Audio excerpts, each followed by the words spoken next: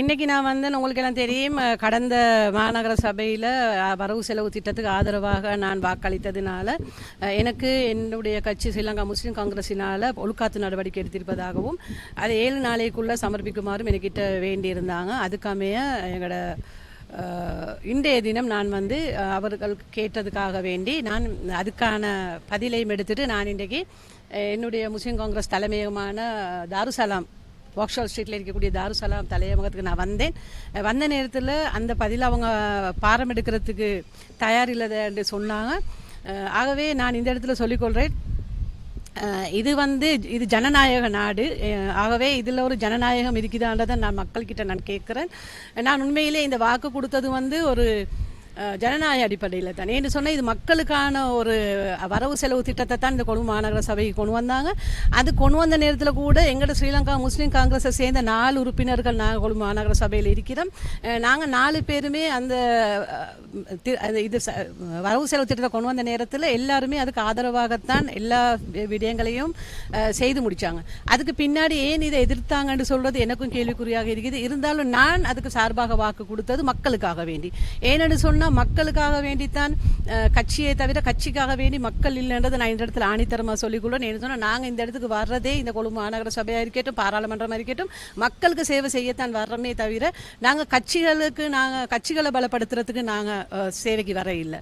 அதனால கட்சிகள் மக்களை பலப்படுத்தினாங்கன்னு சொன்னால் அது தானாகவே கட்சி பலமாகும்ன்றதை நான் சொல்லிக்கொண்டு இந்த இடத்துல நான் சொல்லுவேன், நான் எந்த ஒரு யாருக்கும் ஒரு அடிப்படை இல்லாமல் நான் நேர்மையாக என் மனசாட்சிக்கு பொதுவாக மனசாட்சிக்கு விரோதம் இல்லாமல் நான் ஒரு பெண் என்ற முறையில் நான் இந்த வரவு செலவு திட்டத்தை ஆதரித்தது உண்மையிலேயே நான் இந்த கொழும்பு வாழ் மக்களுக்காக வேண்டிய. உங்களுக்கு எல்லாருக்கும் தெரியும், இந்த கொழும்பு மாநகர சபை எல்லைக்குள்ளே வாழ்கிறது மிகவும் அதாவது வறுமை கோட்டை கீழே உள்ள மக்கள் தான் மிகவும் கஷ்டப்படுறாங்க இந்த இடங்களில். இன்றைக்கு ஒவ்வொரு நாள் நாங்கள் 40 வருடமாக இந்த நாட்டில் நடந்த அரசியல் ஒரு கட்சி மட்டுமே ஆண்ட ஒரு இடம் தான் கொழும்பு மாநகர சபைன்னு சொல்கிறது. அதனால இன்றைக்கி நாங்கள் பார்க்குறோம், நானும் இன்றைக்கி அதே இடத்துல தான் இன்னமும் இருக்கிறோம். இன்றைக்கு ஒரு வகையிலேயே நாங்கள் முன்னேறலைன்னு நான் இந்த இடத்துல சொல்லுவோம். முக்கியமாக கொழும்பு மாநகர சபையில் வாழ்கிற வறுமை கோட்டை கீழே உள்ள மக்கள் இருக்கிற இடங்களை பாருங்கள். குறிப்பாக இன்னமுமே சாக்கடையில் தான் நாங்கள் வாழ்ந்து கொண்டிருக்கோம். ஒரு 10 நிமிஷம் மழை பெஞ்சேன்னு எங்களோட ஊடெல்லாம் தாண்டிடும். அந்த மாதிரி ஒரு சாக்கடையில் வாழ்கிற எங்களை நாங்கள் இதுலேருந்து மீட் எடுக்கணும். முக்கியமாக இந்த சாக்கடை அரசியலுக்கு நான் ஒரு பதிலடி கொடுத்திருக்கிறேன். இனிமேலேயும் இந்த மாதிரி டீல்களுக்கு இடம் அளிக்காமல் மனசாட்சிக்கு இடம் அளிங்க என்று சொல்கிறத நான் ஒரு பெண்ணாக நான் அதை நிரூபிச்சிருக்கிறேன். இந்த கொழும்பு மாநகர சபைக்குள்ளே யாரை வேணும்னாலும் எதிர்க்கேலும் மனசாட்சி உள்ளவங்களுக்கும் நேர்மையானவங்களுக்கும் நான் இதை நிரூபித்து தான் இந்த வாக்கை கொடுத்திருக்கிறேன். மக்களுக்கு நான் விடுறேன். மக்கள் எனக்கு நீதியை பெற்றுத்தாங்க. இன்றைக்கு இதை பற்றி பேசுகிறவங்க, இந்த நாட்டில் இருக்கிற ஜனநாயகத்தை பற்றி மிகவும் உரத்த குரல் கொடுக்குற ஒரு கட்சி தான் ஸ்ரீலங்கா முஸ்லீம் காங்கிரஸ். எங்களோட மறைந்த தலைவர் HM அஷ்ரஃப் அவங்க இருந்தாங்கன்னு சொன்னால் நிச்சயமாக நான் சொல்கிறேன், நான் செய்தது சரியென்று அவர் நிச்சயமாக என்னை ஆதரிப்பார் என்றதை நான் சொல்லிக்கொண்டு என்னென்னு சொன்னால் அவங்களும் எப்பயுமே நின்று கொண்டாங்க மக்கள் பக்கம்தான்.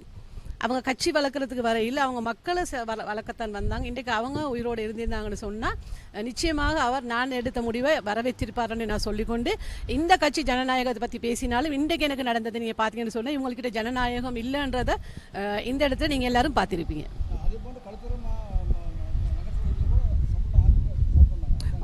இப்போ நீங்கள் பார்த்தீங்கன்னு சொன்னால் எங்களுடைய கட்சியில் உபத்தலைவர் ஹிஸ்புல்லா அவங்க பாருங்கள், இன்றைக்கி நீங்கள் சமூக வலைத்தளங்களை பார்த்துருப்பீங்க. அவங்க இந்த நாட்டில் ஜனாதிபதியாக இருக்கக்கூடிய அனுரகுமார் திசாநாயக்கோட ஆட்சியில் இருக்கக்கூடிய நல்ல விஷயங்கள் அவங்க மிகவும் ஆதரிக்கிறாங்க. அவங்களே சொல்கிறாங்க, இந்த நாட்டில் அவங்க நல்லது செய்ய வரையிலையும் அவங்க ஆட்சியில் இருக்கும் வரையிலே நாங்கள் அவங்கள ஆதரிப்போம்னு அவங்க சொல்ல போகல. நிசார் காரியப்பர் அவங்க எதிரும் புதிருமாக பேசுகிறத பார்க்கும் பொழுது இதில் ஒரு பிரச்சனை இருக்குது. நீங்கள் இவ்வளோ பார்த்துக்கொள்ளுங்க, ஒரு கட்சியாக இருக்குது, ஆனால் ஒவ்வொருத்தரும் ஒவ்வொரு கோணத்தில் சிந்திக்கிறாங்க. ஆகவே நானும் சொல்லுவேன், இஸ்புல்லா சொல்கிற மாதிரி இந்த அரசாங்கம் நல்ல விடயங்களை கொண்டு வந்தால் நாங்களும் அதுக்கு ஆதரிப்போம்.